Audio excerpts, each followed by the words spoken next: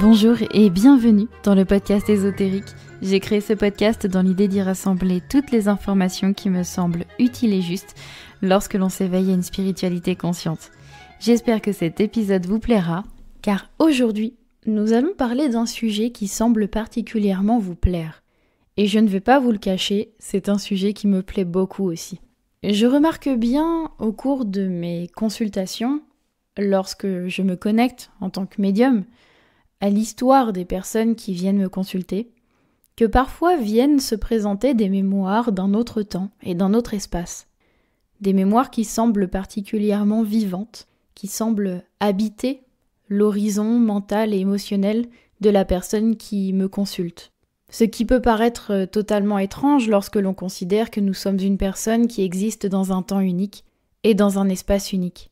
Alors d'où viennent ces mémoires et pourquoi elles sont si vivantes dans l'expérience de la personne qui vient me voir? Pourquoi est-ce qu'elles semblent si vivantes dans notre expérience, nos réactions et notre manière même de percevoir la vie et le monde? Aujourd'hui, j'aimerais vous parler de nos vies antérieures et de quelle manière elles interagissent avec notre réalité actuelle, ce que nous pouvons en faire, comment nous pouvons les appréhender.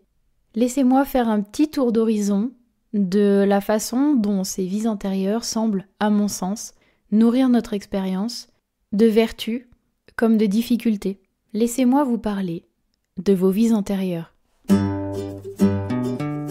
Mais avant de commencer cet épisode, permettez-moi de vous rappeler de venir me suivre sur Instagram, qui est le seul réseau social actif qui me permette de vous partager toutes mes actualités, conférences, formations, live. Je vous ai proposé un live Instagram il y a seulement quelques jours, vous avez été hyper nombreux à me poser plein de questions, c'était hyper intéressant, très spontané, donc n'hésitez pas à venir me rejoindre sur Instagram, Nouvelle Vibration, et voilà, laissons place à l'épisode du jour.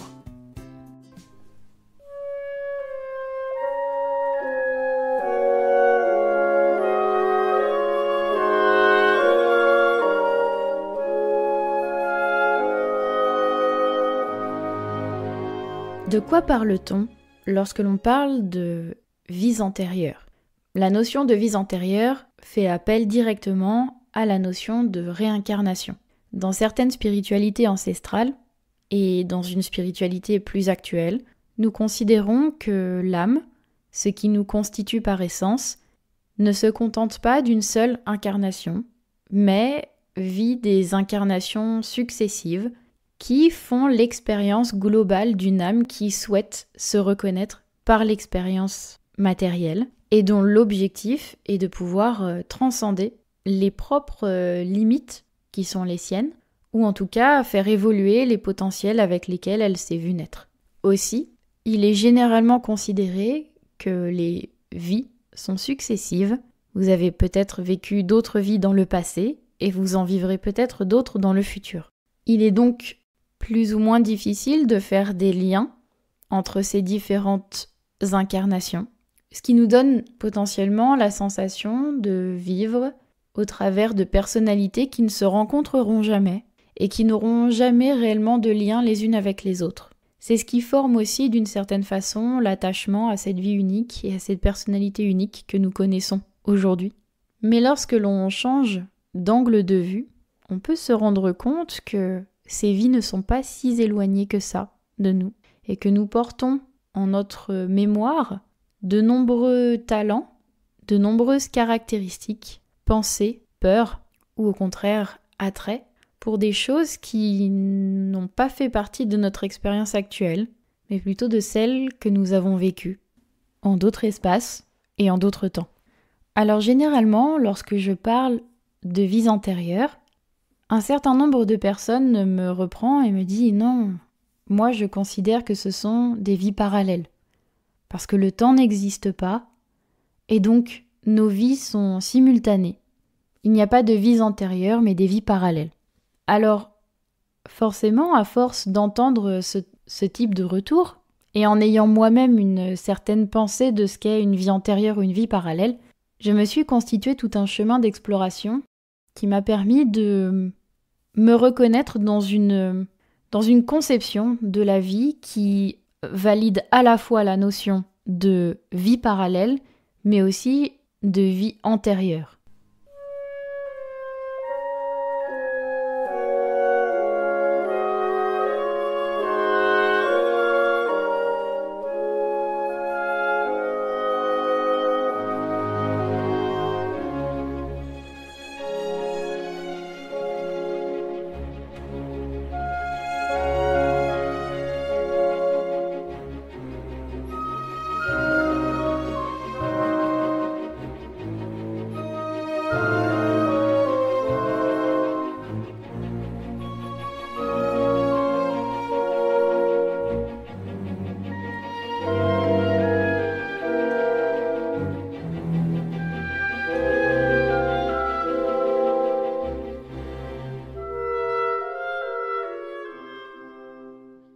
Alors comment on fait la distinction entre les deux? Comment je fais la distinction entre les deux? Il est indéniable que lorsque nous expérimentons une vie terrestre, les notions de passé et de futur, bien que très abstraites, sont réelles. Ce que j'ai vécu hier, je ne le vivrai plus demain. Et ce que je vivrai demain, je ne l'ai pas encore vécu, donc je ne l'ai pas encore en mémoire. Et ce que je vis maintenant, bien qu'extrêmement fugace et bien qu'étant une fine lame de temps entre un passé gigantesque et un futur immense, eh bien, ce présent existe bel et bien et me permet de naviguer dans cette vie matérielle. Donc le passé, le présent et le futur semblent exister de manière tout à fait valide, en tout cas pour un esprit humain. Et donc, valider également l'expérience de vies antérieures ou de vies futures. Et c'est aussi un moyen pour l'esprit de se repérer et de pouvoir finalement structurer sa pensée, structurer sa place dans l'espace et donc dans le temps. C'est finalement un élément de reconnaissance qui permet à l'esprit un vivre ensemble et une connexion à la société, au temps, à la terre dans laquelle il est venu s'incarner. Donc pour un esprit incarné, la notion de vie antérieure est tout à fait valide. Et d'ailleurs, je remarque aussi pendant les séances partagées avec les consultants et consultantes que j'ai généralement beaucoup plus d'informations sur des vies passées que des vies futures. Bien que tout soit atteignable, mais il semble visiblement plus juste de reconsidérer des mémoires que l'esprit humain considère comme étant passées que des mémoires que l'esprit humain considérerait comme étant futures. Pourquoi ? Tout simplement parce que le futur n'est pas encore réellement choisi par l'esprit. Il subsiste une multitude de potentiels, tous valides, mais qui n'ont pas encore été expérimentés dans la matière. Un seul de ces potentiels sera choisi par l'esprit humain conscient comme étant le futur réalisé. Aussi, se référer à une mémoire future, c'est finalement se référer à une multitude de mémoires qui constitueraient le potentiel d'un seul chemin et d'un seul esprit. C'est comme si vous vous attendiez à une pièce de puzzle et qu'au final vous vous retrouviez avec un puzzle de 1000 pièces. Dans cette conception, la notion de vie antérieure est tout à fait valide. Mais souvenons-nous que dans notre compréhension, nous estimons, j'estime en tout cas, que l'esprit est une essence immatérielle qui se densifie jusqu'à la matière pour finalement se constituer un corps de matière qui lui permette d'évoluer dans ce monde matériel tout en conservant sa signature, son empreinte spirituelle. Il est donc assez aisé de s'imaginer que l'esprit puisse à la fois se considérer comme étant humain, mais aussi se considérer comme étant non humain, spirituel par essence. Aussi, l'esprit connaît deux types de temps. On va dire deux pour simplifier les choses. Le temps linéaire, celui qui est vécu sur Terre et qui nous permet d'aller d'un point A à un point B en modifiant notre position géographique mais aussi temporelle. Du point A au point B, je vais changer d'endroit, mais le temps va s'écouler également. Peu importe à quelle vitesse il s'écoulera. Mais l'esprit connaît aussi le temps qui n'est plus tellement linéaire. Et bien évidemment, ce que je vais transmettre ne concerne que ma vision de médium, n'a pas été prouvée, n'a pas été démontrée, ou peut-être pas encore, ou peut-être qu'elle ne le sera jamais. En tout cas, je vous propose simplement ma vision des choses. Plus l'esprit s'éthérise, plus il se subtilise, plus il revient à sa nature propre, dépossédé des corps qui l'enveloppent, plus il explore un temps qui se transforme. Je ne dirais donc pas que le temps n'existe pas, parce que je n'imagine pas quelque chose qui puisse exister sur Terre qui n'existerait pas dans l'invisible. Tout a toujours, à mon sens, son équivalent dans les deux mondes, le monde matériel et le monde subtil, mais la nature des choses se transforme. Aussi, le temps qui est à la base linéaire me semble se transformer au fur et à mesure en un temps en spirale, comme s'il s'étirait petit à petit, jusqu'à devenir quelque chose de beaucoup plus impalpable.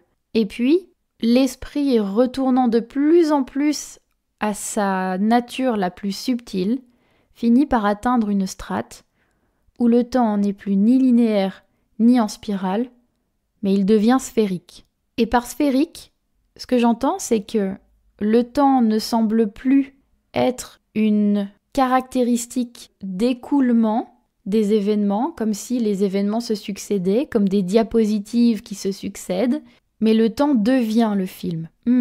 C'est un bon exemple, pour imaginer en tout cas ma conception des choses. Le temps représente cette bobine de film qui s'écoule, ce qui permet finalement de structurer l'expérience en des caractéristiques successives que l'on peut voir, que l'on peut reconnaître. C'est comme de reconnaître toutes les parties de ce qui a constitué quelque chose. L'expérience humaine me semble être un morcellement d'une expérience. Mais cette expérience à l'origine, elle est un champ d'information, comme une sphère qui contiendrait tout ce qui est. L'esprit s'élevant jusqu'à une strate bien plus subtile, découvre alors non plus des images qui se succèdent, mais toutes les images baignant dans une seule et même sphère. Dans ce cas, le temps n'est plus palpable de la même façon que sur Terre, il devient presque l'élément qui contient l'information. Et dans ce cas, si tout est là, si tout est déjà là, déjà plus ou moins réalisé, si l'essence de tout ce qui est la graine de l'expérience est déjà entièrement là, eh bien nous pouvons parler de vie simultanée ou vie parallèle. Parallèle étant finalement toujours la conception d'un temps linéaire, mais qui ne séparerait pas les expériences, qui les joindrait les unes au-dessus des autres. Donc je dirais finalement que nous pourrions plutôt parler de vie simultanée. Pourquoi je vous dis tout ça ? Tout simplement parce que selon où vous placez votre conscience sur différents niveaux de subtilité ou de matière, vous n'aurez plus du tout la même vision de ce que sont ces expériences multiples de l'âme qui s'incarnent. Sur Terre, ce sera la notion de vies antérieures. Dans l'éther, ce sera la notion de vie parallèle. Et dans l'astral, peut-être la notion de vie simultanée, ou coexistante. En soi, à mon sens, il n'y a pas une vérité, une manière de parler de ces vies-là. Il y a simplement une multitude d'angles de vue et une multitude de compréhensions qui de toute façon ne seront valides que lorsque nous retournerons de l'autre côté du voile. Alors, quelles sont les influences de ces autres vies sur qui nous sommes aujourd'hui ?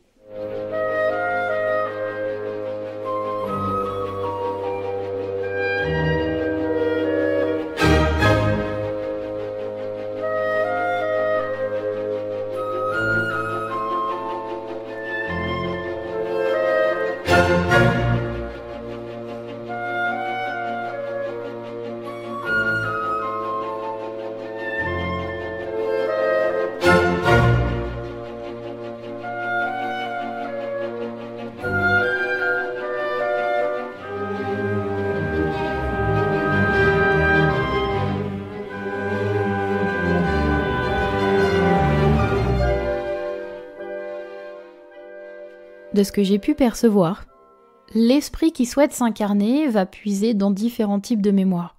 Il va se constituer une personnalité de par des mémoires dites transgénérationnelles en se choisissant une lignée humaine, une famille, qui lui donnera certaines caractéristiques et certaines informations qui nourriront nécessairement son expérience humaine.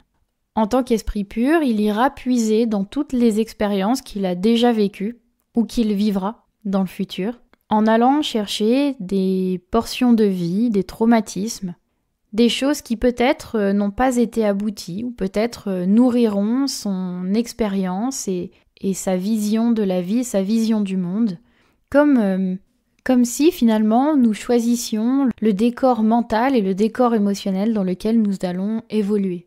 À mon sens, un esprit a besoin d'avoir déjà une première base de notions, de considération du monde dans lequel il vient s'incarner pour pouvoir développer cette personnalité. Aussi, il va connecter avec des choses qu'il a déjà vécues.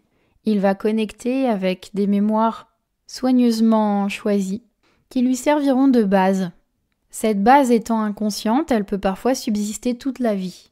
Si, par exemple, l'esprit qui s'incarne souhaite revivre ou aboutir sa passion pour le piano, eh bien peut-être qu'il viendra avec des prédispositions acquises dans une autre expérience à la maîtrise du piano.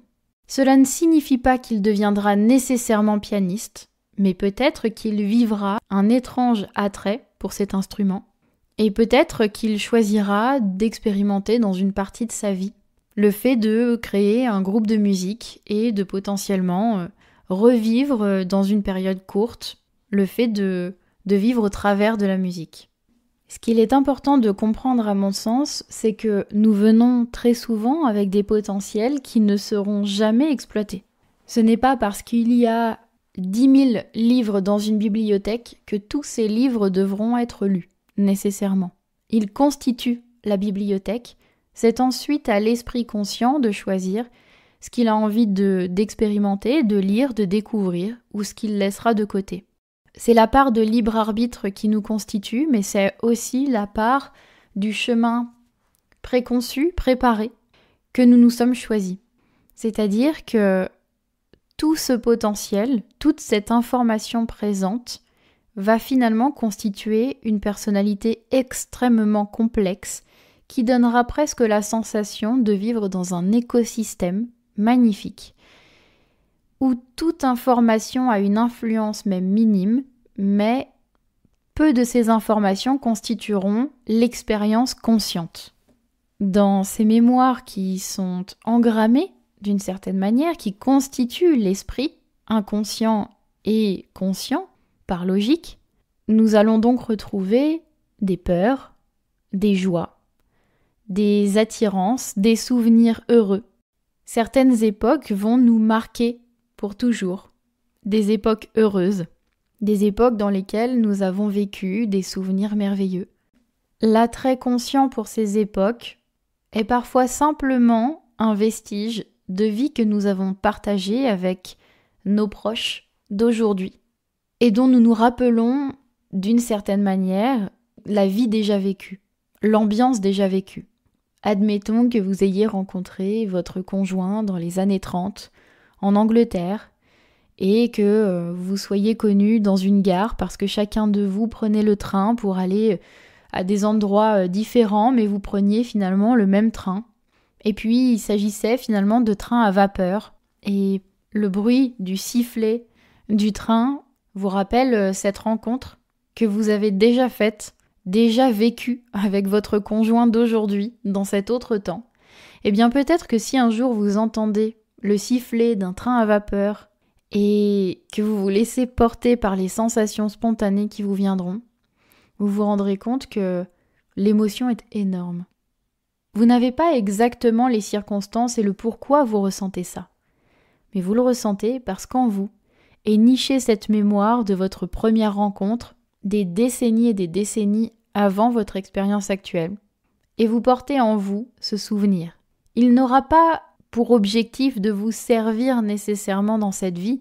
Tous les souvenirs de votre vie actuelle ne vous serviront pas, certains ont même été oubliés jusqu'à ce que vous repartiez avec l'ensemble de vos souvenirs de l'autre côté du voile le jour de votre mort, mais ils sont là, ces souvenirs, et ils ont constitué la personne que vous êtes aujourd'hui. Et c'est exactement la même chose pour les mémoires de vos vies passées. Ces mémoires de vie passée vous constituent, tels que vous êtes, en tant qu'esprit. Certaines de ces mémoires seront très vives, au point que vous aurez consciemment des images de ces vies passées, vous aurez consciemment des limites, des peurs, des craintes ou même des volontés de réalisation qui auront un rapport avec vos vies passées. C'est quelque chose que je constate assez régulièrement. Je me souviens notamment de cette séance durant laquelle je voyais la personne qui me consultait comme étant trader aux États-Unis, début des années 1900. Cette personne avait donc travaillé dans les quartiers financiers de New York et dans cette vie-là, eh bien, elle s'était faite avoir en quelque sorte par le marché financier en investissant au mauvais moment. Et donc je percevais qu'elle avait tout perdu et qu'elle avait perdu même le respect de ses pairs qui le considéraient comme étant l'un des plus doués, l'un de ceux qui anticipaient le mieux les fluctuations du marché financier et qui s'est fait avoir comme un débutant. Cette vie s'est terminée, pas forcément très bien, avec la désillusion totale de cette vie rêvée qui lui avait filé entre les doigts. Et dans cette vie actuelle, eh bien, ce que je voyais, c'est que cette personne avait quelque chose à terminer avec cette vie dans les finances. Et ce qui est très étonnant, c'est que cette personne m'a dit que lorsqu'elle était toute petite, eh bien, elle disait à ses parents, qui n'étaient pas du tout dans ce domaine professionnel, quand je vous dis petite, c'est qu'elle avait peut-être 5 ou 6 ans, eh bien, elle leur disait qu'elle voulait devenir trader. Ce qui est quand même un souhait assez étrange pour une enfant qui n'a pas grandi dans ce milieu, tout simplement parce que c'est l'une des vies qui était les plus vivantes en elle et qui maintenait le plus de désir de réalisation et de transcendance de ce qui avait déjà été vécu. Alors, ça ne signifiait pas qu'elle allait devenir trader, ça signifiait simplement qu'il y avait quelque chose à terminer dans le fait de savoir se faire confiance et que nous devons parfois laisser place à de nouvelles réussites.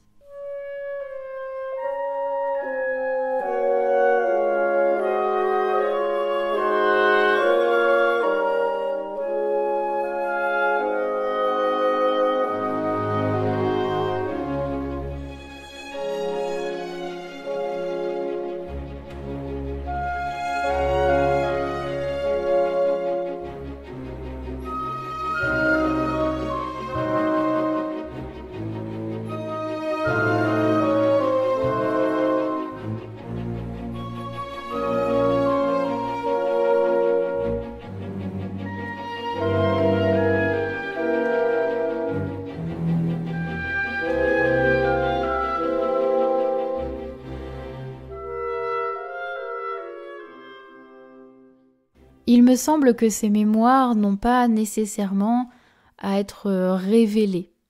Si nous les avons oubliées, c'est qu'elles ont une logique à ne pas nous appartenir actuellement.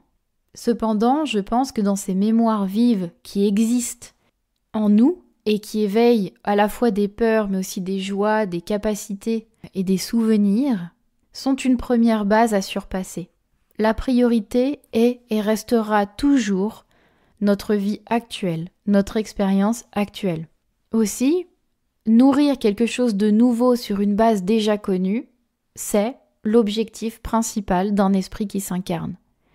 Il est venu avec son guide touristique. Finalement, ces vies sont comme, vous savez, le livret que vous achetez lorsque vous voulez visiter un pays que vous ne connaissez pas. Dans ce livre, il y a déjà des informations sur le paysage de ce pays, sur les itinéraires principaux, sur les zones à voir, les zones qui sont à éviter peut-être. Vous venez avec ce guide complet, mais ce qui importe le plus, ce n'est pas que vous appreniez par cœur ce livre, mais que vous vous en serviez de base pour vivre vos propres expériences dans ce nouveau pays. Eh bien, c'est la même chose avec les mémoires qui vous habitent. Elles vous habitent pour vous servir de première base, de compréhension du monde dans lequel vous vivez et du plan d'incarnation que vous vous êtes constitué. Lorsque vous êtes connecté aux extensions de conscience, parce que je vous parle de mémoire, mais au-delà des mémoires, vous êtes également connecté directement à certaines incarnations, à certains esprits que vous avez été dans d'autres vies.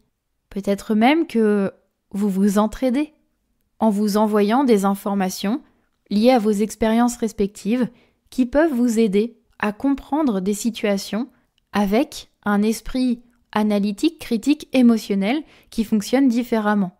Tout comme vous pouvez travailler en équipe au quotidien dans votre emploi, parce que chacun a sa spécialité, et donc chacun a sa vision du projet que vous êtes en train de mener, et que chaque vision complète celle de l'autre, eh bien, les extensions de conscience collaborent de la même manière. Peut-être même qu'actuellement, vous êtes en connexion avec une autre extension de conscience, un autre esprit incarné de votre âme, et ensemble, vous vous entraidez, vous vous permettez de comprendre une même situation que vous vivez sous des configurations différentes. Il me semble même que c'est de cette manière que notre société évolue. En nous connectant à certaines mémoires qui seront vécues plus tard en termes de temps, eh bien nous nous permettons de recueillir des informations que l'on pourrait considérer comme étant avant-gardistes. Peut-être même que ces idées nouvelles, novatrices que nous pouvons avoir sont directement issues de certaines mémoires que nous n'avons pas encore consciemment expérimentées, mais que d'un point de vue des vies parallèles ou simultanées, ces idées forment des expériences probables de notre futur. D'une certaine façon, je pense qu'il est nécessaire de considérer que notre vie actuelle est notre priorité absolue, mais notre existence est bien plus vaste que ça. Nous expérimentons aujourd'hui une infime partie de ce que nous sommes en réalité. Et même si cela peut paraître parfois effrayant d'imaginer que nous puissions être finalement une essence qui pourrait regrouper 1000, 2000, 3000, 10 000 vies, eh bien nous sommes notre âme plus que nous sommes notre esprit conscient d'aujourd'hui. Je me souviens notamment, il y a quelques années, de cette consultation durant laquelle je percevais que la personne qui me consultait vivait une vie en collaboration avec 4 ou 5, je ne sais plus exactement, 4 ou 5 autres expériences d'incarnation. Et qu'ensemble, elles expérimentaient chacune une vision de ce qu'est l'art et la création par l'art. Dans une vie, elle était musicienne, dans une autre, elle était peintre, dans une autre, elle était sculptrice ou sculpteur. Bref, l'objectif étant d'explorer diverses façons de vivre la créativité et la manière de se plonger dans un esprit artiste.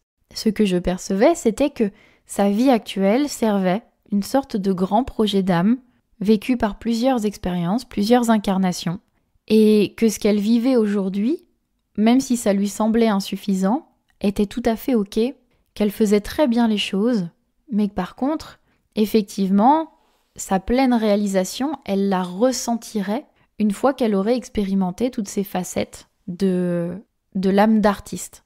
Et c'est très représentatif de ce que nous vivons parfois sur certains aspects de notre vie. Nous avons l'impression de ne pas forcément avoir le temps d'aller au bout de certains projets. Mais nous ne nous rendons pas compte d'à quel point ce que nous vivons aujourd'hui sert l'expérience de demain ou d'hier, ou de tout de suite selon la perception à laquelle nous nous référons. Mais globalement, je perçois réellement chacune de nos vies terrestres comme étant une pièce d'un vaste puzzle. Et c'est lorsque toutes les pièces de ce vaste puzzle sont réunies que nous pouvons terminer notre expérience incarnationnelle et passer à une autre étape de la réalisation en tant qu'âme.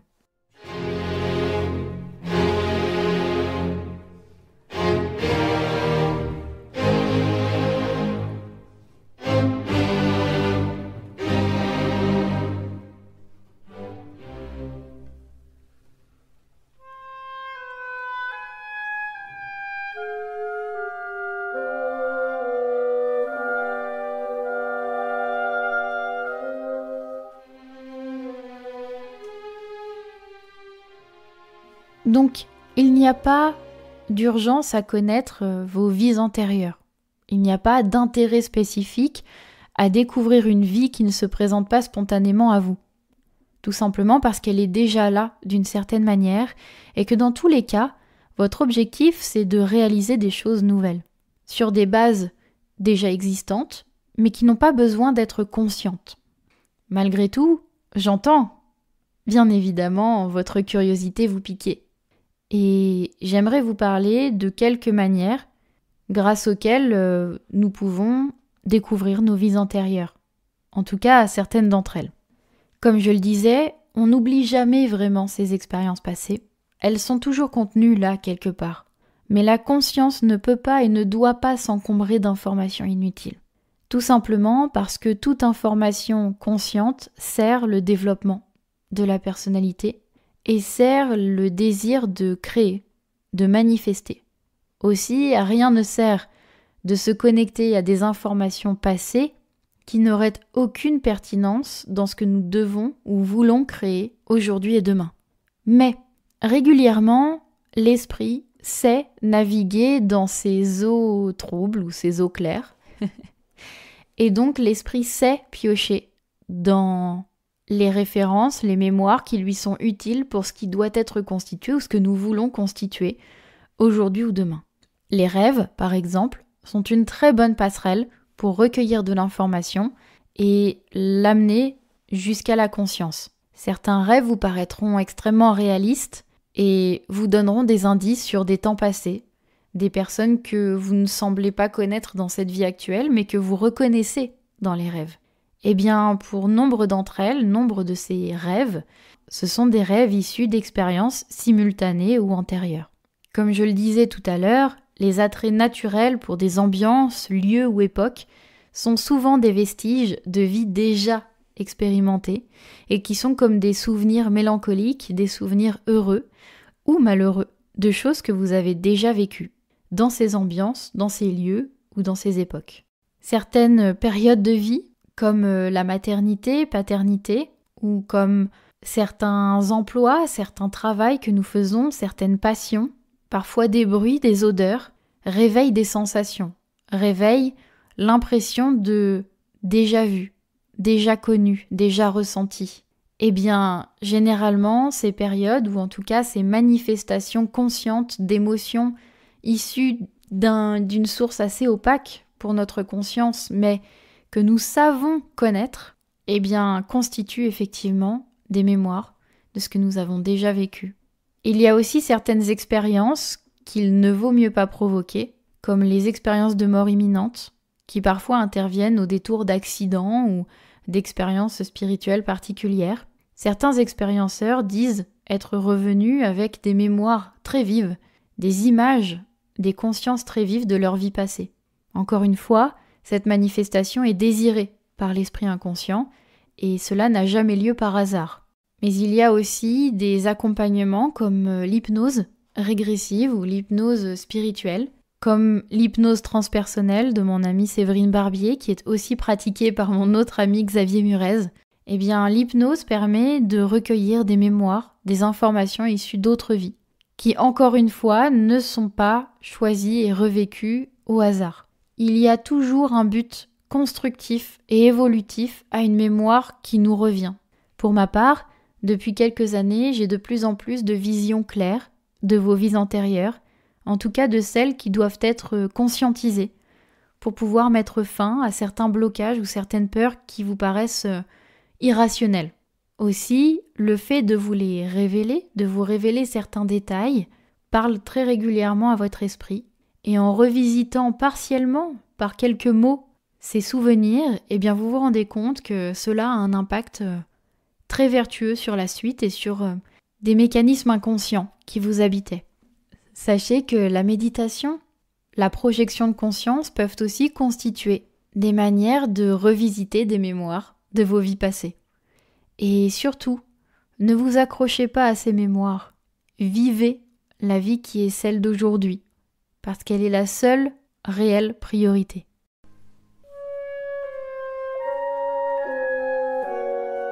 Et j'ai conscience que cet épisode a certainement été quelque peu compliqué à comprendre. N'hésitez pas à le réécouter une deuxième ou une troisième fois. Et n'hésitez pas non plus à me donner votre vision des vies antérieures et des vies parallèles, ou à me raconter certaines de vos mémoires conscientes sur mon compte Instagram. Je vais dans tous les cas partager une publication concernant cet épisode, et donc n'hésitez pas à venir me raconter votre expérience de vos vies antérieures, vos propres mémoires et votre vision des choses, ou même à me poser vos questions sous cette publication. Je vous remercie infiniment d'avoir écouté cet épisode. J'espère qu'il vous aura plu et je vous dis à tout bientôt dans un nouvel épisode d'Ésotérique.